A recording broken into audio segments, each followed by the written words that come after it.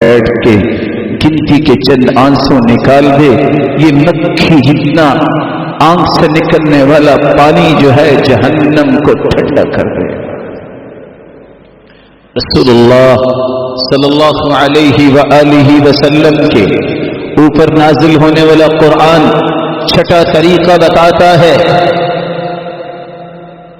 कि अगर सुकून चाहिए अपनी बीवी के साथ हुस्न सलूक करो, अपनी बीवी को सबसे बड़ा सुकून समझो। फेसबुक से सुकून नहीं, ये दुनिया के टूल्स और एप्लीकेशन से सुकून नहीं, गलतकारी के लिए 2-2 घंटे की कॉल से सुकून नहीं, ये 10 रुपए से 100 रुपए के पैकेज लेके ईमान के जख्म करने से सुकून नहीं, अपनी बीवी से सुकून हासिल करो, तुम्हें दुनिया में भी सुकून मिलेगा और आखिरत में भी सुकून मिलेगा। खैरुकुम खैरुकुम लिअहली व अना खैरुल लिअहली, तुम्हारी बेहतरी का एक और मेयार है, तुम दुनिया जहान के अमीर हो, तुम दुनिया जहान के पढ़े लिखे हो, दानिश्वर हो, तुम दुनिया जहान के हिकमत दान हो, अगर तुम बीवी के मामले में ठीक नहीं तो शरीयत की नजर में तुम्हारा ठीक होना कंसीडर नहीं होता। तुम में बेहतरीन वो है जो अपनी बीवी के मामले में बेहतर है, और अल्लाह के रसूल ने फरमाया मैं अपनी बीवियों के मामले में बहुत बेहतर हूं। इसीलिए कुरान ने वाज़ेह अल्फाज में ये हुक्म दिया, ये खबर दी है, वमिन आयातिही अन खलक़ लकुम मिन अनफुसिकुम अज़वाजा लितस्कुनू इलैहा वजअल बैनकुम मवद्दतन इन्न फी ज़ालिक लआयातिन लिक़ौमिन यतफ़क्करून। अल्लाह ने बहुत निशानियां दुनिया में भेजी हैं। इतना बड़ा आसमान बगैर सूनों पे खड़ा है, बहुत बड़ी निशानी है। इतनी बड़ी जमीन और इतना पानी जिसका मैं और आप अंदाजा नहीं कर सकते, इस पे सारा निजाम रब का है, तरह तरह की दुनिया है, रब की निशानी है। किस तरह एक बंद अंडे से किस तरह एक हंसता और मुस्कुराता एक छोटा सा जो है वो अल्लाह ज़ुल जलाल का बनाया हुआ वो मुर्गी का बच्चा निकल आता है, कैसे और किस तरह पत्थरों में पड़े चींटियां और कीड़े मकोड़ों को रब खुराक देता है, कैसे यही पत्ते अगर बकरी खाती है तो देखे उसका फुजला कैसा, यही पत्ते शहतूत के अगर चंद कीड़े खा ले तो रेशम निकालते हैं, यही पत्ते अगर वो हिरन खा ले तो कस्तूरी निकालती है। ये कैसी कैसी निशानियां हैं रब तआला ने रखी, लेकिन उन निशानियों में से एक निशानी अल्लाह की है जिसने तुम्हारे लिए शादी निकाह के जरिए बीवी का बंदोबस्त किया और इस घर को, इस खानदान को, इस मुआशरे को, जिस जगह भी को रह रहा है उसको पुरसुकून बनाने का एक मौका फराहम किया। याद रखिए, कुरान की तीनों आयतों को जमा करने से पता चलता है घर और इसी तरह बीवी, और तीसरा लफ्ज जिस खात्मा हम काम में बताने जा रहा हूं, रात का सही इस्तेमाल कीजिए। रात बहुत बड़ी नेमत है, छुपी चीज हमेशा कीमती होती है। आप बादाम का छिलका लें, उसकी कीमत नहीं, उसके अंदर गिरी की कीमत है। आप किसी मुखलिस आदमी जो छुप के अल्लाह की इबादत करता है उसकी कीमत हदीस से पूछिए, इन्नल्लाह युहिब्बुल अब्द तक़ियल गनियल खफी, अल्लाह का पसंदीदा वो है جو مستغنی ہے لوگوں سے، متقی ہے اور کوئی اس کو جانتا ہی نہیں، لیکن اللہ کے ہاں اس کا مقام ہے۔ آپ لوگوں کے سامنے کھڑے ہو کے 2 رکعتیں پڑھیں، آپ کو 2 رکعتوں کا ثواب ملے گا، لیکن یہی 2 رکعتیں آپ اکیلے بند کمرے میں پڑھیں، حیث لا یراہ الناس، جہاں لوگ آپ کو دیکھ نہیں رہے، تو ضاعف ب25 صلاۃ، 25 گنے آپ کو اجر زیادہ ملے گا۔ رب تعالی نے اسی لیے تہجد بھی رات کو رکھی ہے۔ راز کیا ہے؟ دل اس وقت صرف رب کے ساتھ ہم کلام ہو، دنیا کی کوئی سوچ نہ ہو، رات کا صحیح استعمال کیجئے، پرسکون ہو جائیں گے۔ پہلا استعمال رات سو کے، رات سونے کے لیے ہے، سکون لینے کے لیے ہے۔ رات جاگ کر دن کو سونا سکون نہیں آئے گا۔ پہلی بات، رات میں سونے کا وقت نکالیے، فطرت کے اصول چینج نہ کیجیے۔ رات کے 1 گھنٹے کی نیند صبح کے 3 گھنٹوں کی نیند سے بھی بہتر ہے۔ جسم کی ضرورت ہے اور جسم کے خلیات کی بھی ضرورت ہے۔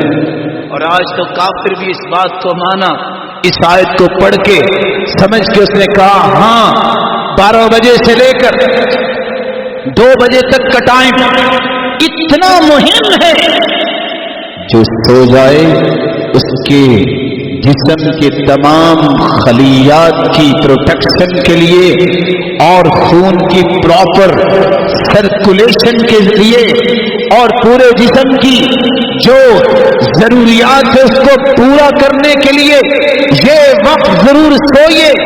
اگر نہ سویا جائے تو سارے کے سارے خلیات اپنی جگہ پہ جب نہیں پہنچتے 1 سے 10 بیماریاں اس وقت پیدا ہوتی ہیں۔ قرآن اس لیے کہتا ہے فَالِقُ الْإِصْبَاحِ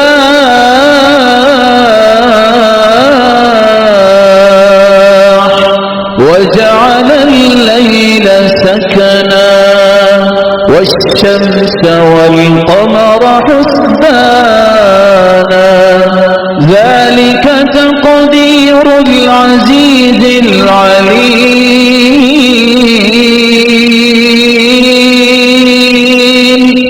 فارق الإصباح، دن کو رات سے نکالنے والا وہی ہے۔ وَجَعَلَ اللَّيْلَ سَكَنًا، اس نے رات کو سکون والی بنایا ہے۔ وَالشَّمْسِ وَالْقَمَرَ حُسْبَانًا، یہ دنیا کے نظام کو سورج اور چاند کے ساتھ منسلک کر دیا ہے۔ چاند سے پتہ چلے گا کون سا مہینہ شروع ہوا۔ سورج سے انسانی زندگی قائم ہے رب کی مشیت کے تابع۔ سورج کی روشنی انسانی زندگی اور انسانی جسم کے لیے بہت ضروری ہے۔ ساتھ یہ کہہ دیا ذالک تقدیر العزیز العلیم، یہ اندازے اس کے بیان ہو رہے ہیں جو سب سے زیادہ علم والا ہے، وہ اللہ ہے، غالب بھی وہ ہے۔ میرا اور آپ کا اندازہ، چلو رات کو میں یہ کام کرتا ہوں دن کو سو جاؤں گا، کیا احکم الحاکمین تو وہ تھا تمام حکمتوں والا، اس کا اندازہ اور میرے اندازے میں کوئی فرق ہی نہیں ہے۔ رب کا اندازہ اچھا ہے یا میرا اندازہ اچھا ہے؟ رات کا صحیح استعمال کیجئے، آرام کیجئے، تہجد پڑھیے، دعا کیجئے۔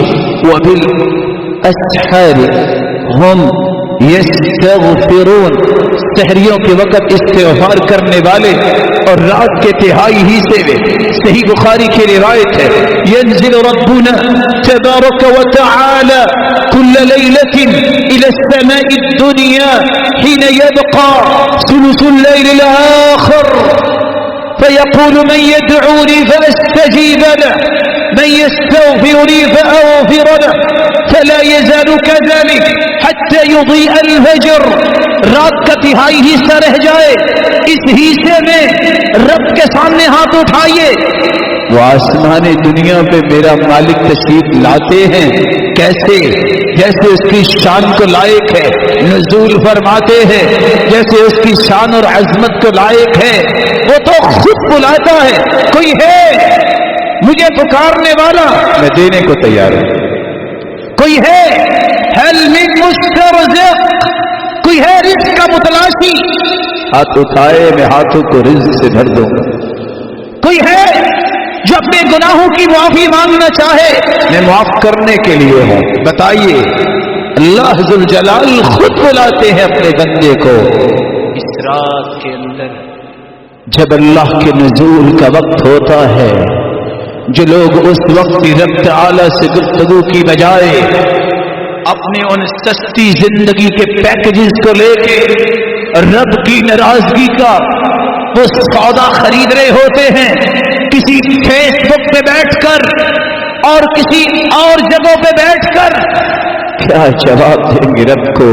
یہ وقت تو رب سے ہم کلامی کا تھا، یہ تو نیند بھی چھوڑنے کا وقت تھا، تم نے نیند بھی نہ لی، تم نے اپنے گھر والوں کا بھی خیال نہ کیا، تم نے رب کے اس فرمان کا بھی خیال نہ کیا، اور اس وقت کو معصیت اور نافرمانی میں لگا دیا۔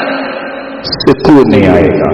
سکون چاہیے تو ساتواں کام رات کا صحیح استعمال کیجئے۔ اللہ میری اور آپ کی رات کو پرسکون بنا دے۔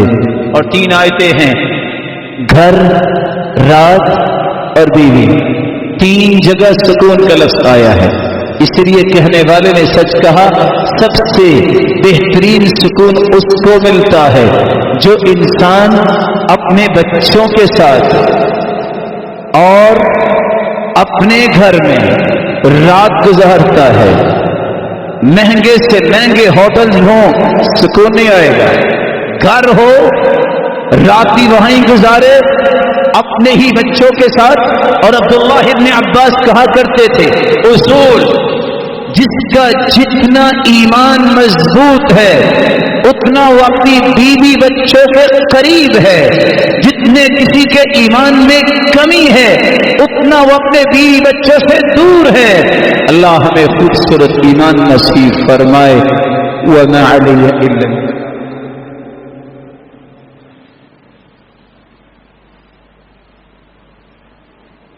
الحمد لله على إحسانه والشكر له على توفيقه وامتنانه، أما بعد فأعوذ بالله من الشيطان فإنه عدو للإنسان۔ 8واں طریقہ جس سے آپ کی زندگی پر سکون ہو سکتی ہے، آپ دنیا کی تمام نعمتوں کو قبضے میں کر لیں، جب تلک آپ کے پاس علم نہیں، آپ کے پاس معرفت نہیں، رب کی پہچان، اس کے رسول کا سچا تعارف، زندگی کے مقاصد کا ادراک، جب تک ان 3 چیزوں کا صحیح علم نہیں جو قرآن و حدیث پڑھنے سے ملتا ہے، سکون نہیں آئے گا۔ جاہل کی زندگی میں سکون نہیں ہوتا، سکون ہے عالم کی زندگی میں، سکون ہے علم والے کی زندگی میں۔ اور علم والے کے لیے ضروری نہیں کہ اس نے 100 کتابیں پڑھی ہوں، 3 علم ہر شخص پہ واجب ہے، فرض ہے۔ اس کے بارے میں قیامت کے دن کوئی عذر نہیں سنا جائے گا۔ پہلا علم اپنے رب کی پہچان، دوسرا علم اپنے محبوب آئیڈیل رول ماڈل قدوہ کی پہچان رسول اللہ صلی اللہ علیہ وسلم، تیسرا علم آخر مجھے رب نے کیوں بنایا۔ یہ 3 علم، قبر میں بھی یہی سوال، آپ ایک نہیں 10 PhD کر لے، سوال پہلی کلاس کا ہی قبر میں پوچھا جائے گا، من رب، رب کون ہے تیرا، من نبیک، بتاؤ آپ کے لیے آئیڈیل کس کو بنا کے بھیجا گیا، میں دینک، آپ کا دستور حیات کیا تھا۔ اس لیے وقت نکالیے، سال کی ابتدا ہے اور اپنے بچوں کو علم سکھانے کے لیے دانشگاہوں کا رخ کیجیے، اور یہ وہ علم ہے جس علم کو حاصل کرنے والے کائنات کے سب سے بہترین ہے۔ خیرکم من تعلم القرآن وعلمہ، سب سے بہترین قرآن سیکھنے والا ہے، سکھانے والا ہے۔ یہ وہ ہستیاں ہیں، پوری کائنات نہیں بلکہ 14 کے 14 طبق، بری بحری مخلوق، سب مخلوق کی دعاؤں کا مرکز وہ انسان ہے۔ بغیر کہے رب نے اس بات کا پابند بنایا ہے، کھربوں کی تعداد میں فرشتے اور زمین میں بسنے والی مخلوقات، ان اللہ وملائکتہ واہل السماوات والارضین حتى النملة في جحرها وحتى نينان البحر ليصلون على معلم الناس الخير۔ ساتوں آسمانوں کے نورانی فرشتے بھی ہر وقت اس انسان کے لیے بخشش، مغفرت، برکت کی دعاؤں میں لگے ہیں۔ ساتوں زمینوں کی مخلوقات بھی اور رب تعالی بھی رحمت کی برکھا برساتی ہے، کس پر؟ علی معلم الناس الخیر، جو دنیا کو دین اور خیر اور بھلائی کی تعلیم